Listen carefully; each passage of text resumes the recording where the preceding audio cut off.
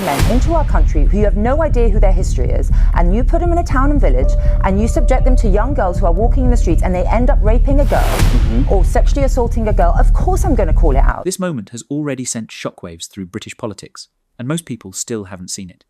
What happens when a former criminal prosecutor confronts the BBC's immigration narrative live on air and refuses to back down? In just seconds, Laila Cunningham turns a routine panel debate into a brutal reality check on illegal migration, unvetted borders, public safety, and crimes the establishment refuses to quantify. When the conversation is derailed with deflections, distractions, and moral sleight of hand, she asks the one question no one wants to answer: how many victims are too many? This isn't soundbite politics. This is about immigration policy, foreign national crime statistics, border security, and who actually pays the price when governments fail to act. Stay until the end, because the moment that shuts the panel down completely changes how this debate should be understood.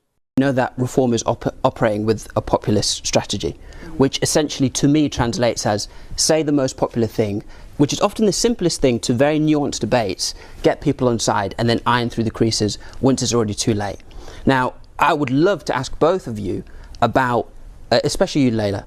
So whenever I see you on screen, it's a very weaponized politics. It's about identifying an enemy. If we get X group out, then we will no longer have problems. What enemy have I identified? Okay, so talk to me about immigration. So when I have seen you talking about clips where we're hearing the word Ethiopians and racist, and we're tarring you heard me say the word Ethiopian and racist? Yes. When did you hear me say that? Rapists. Rapists, yes, because there have been illegal migrants have been allowed into this country that have gone on to sexually assault girls. Correct. Do you condone that? Why are we tarring the entire Ethiopians? We've just spent the top half of this... Because it was... Hang on, I'm sorry. But when you allow people, unvetted men, into our country who you have no idea who their history is, and you put them in a town and village, and you subject them to young girls who are walking in the streets and they end up raping a girl or sexually assaulting a girl, of course I'm going to call it out. Listen, why is it not enough? Would you not think it's right to call it out? Why is it not enough to say, let's take measures on immigration? The minute you start We are taking measures on immigration. The minute you start referencing specific groups, the association in people's minds is, if I encounter an Ethiopian,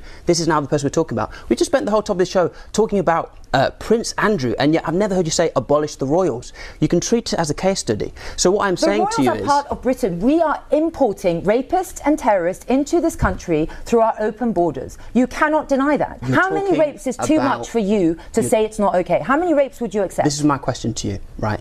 We are talking about instances. We know that there are rapists in Britain, right? Already here. You've described them as homegrown rapists before. That is very different. The homegrown rapist, that's almost a juxtaposition. It doesn't make any sense as a term of condemnation, right? Yes, of course it does. Any rapist is condemned by me. I was a criminal prosecutor and I'm a mother of daughters and I'm a woman myself. Of course they are. Don't put words into my mouth. But we have homegrown rapists. That does not excuse us importing more and putting them in towns and villages. I'm sorry, I'm not going to back down from that position, and I think you'll find most of the British public completely disagree with you. And if that certain rapist that I mentioned happened to be Ethiopian, then yes, I'm not going to shy away from saying that he was Ethiopian, because that's what happened with the Pakistani rape gangs. People didn't want to say where they were from, and it was they were proliferated. Yes, but you're applying it to a wide group. When no, I'm applying it to illegal migrants who are allowed into this country. That is not a wide group, that is a specific group. But it's not all illegal migrants. How do you know? Are they vetted? How do you know? Because we know that we're talking about instances. How do you know that every man crossing on that boat is not a rapist or a terrorist? We know that one was a convicted terrorist. Just to be clear, you don't know. No, I don't know, but I'm not going to give them the benefit of the doubt because they have thrown their passports, they've entered this country illegally, so I will treat them as criminals, yes. If you think this conversation is being deliberately buried, share this video. Like, comment, and subscribe. Independent channels survive on engagement, not government approval. And don't click away yet. Go back, re-watch the key moment, and ask yourself why this question is never answered in Parliament or on the BBC. Information only disappears when people stop sharing it.